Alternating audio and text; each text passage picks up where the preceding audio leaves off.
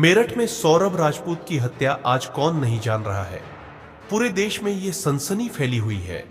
जगह जगह प्रोटेस्ट और कैंडल मार्च निकाला जा रहा है। ये एक ऐसी हत्या जिससे पूरा देश कांप उठा है। लोगों के बीच ये सवाल उठते नजर आ रहे हैं कि कैसे एक पत्नी अपने पति की बॉडी को 15 टुकड़े कर सकती है।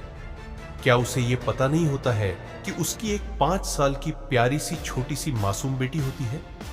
कैसे वो बिन पिता के रह पाएगी। आइए जानते हैं उस रात क्या घटना घटी थी। जैसे कि आप जानते हैं, मेरठ में लंदन से लौटे सौरभ कुमार की हत्या उसकी पत्नी मुस्कान रस्तोगी और उसके प्रेमी साहिल शुक्ला ने मिलकर इस हत्या को अंजाम दिया था।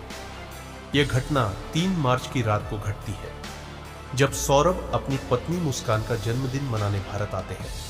सौरभ के घर लौटने पर मुस्कान और साहिल ने मिलकर सौरभ की हत्या का पूरी प्लान बनाई थी। इन दोनों ने सौरभ के खाने में नशीला पदार्थ मिलाकर उसे बेहोश कर देते हैं। बेहोशी के हालत में साहिल और मुस्कान ने सौरभ पर चाकू से कई वार किए, जिससे उसकी मौत हो जाती है। पोस्टमार्टम रिपोर्ट में यह खुलासा हुआ कि सौरभ के दिल में चाकू घुपा गया था, जिससे उसका दिल फट गया था और अधिक खून बहने के कारण उसकी मौत हो जाती है। यह कहानी यही नहीं खत्म होती है।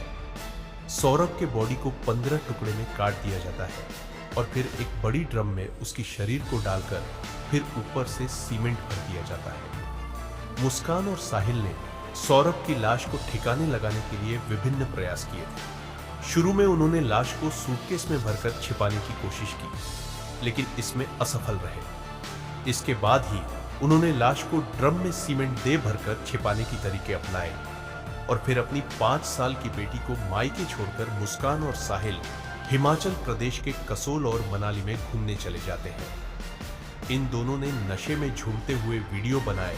इन वीडियो में वे सार्वजनिक स्थानों पर नाचते और मस्ती करते दिखाई दिए।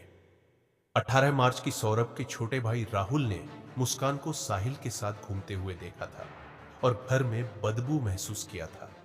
फिर सौरभ के छोटे भाई राहुल ने पुलिस को बता दिया। पुलिस ने घर में छानबीन की, फिर सौरभ की लाश मिली। जिस चाकू से सौरभ को मारा गया था, उस चाकू में मुस्कान और साहिल की उंगलियों के निशान पाए गए और फिर पुलिस इन दोनों को गिरफ्तार कर लेती है और फिर ये दोनों सलाखों में होते हैं।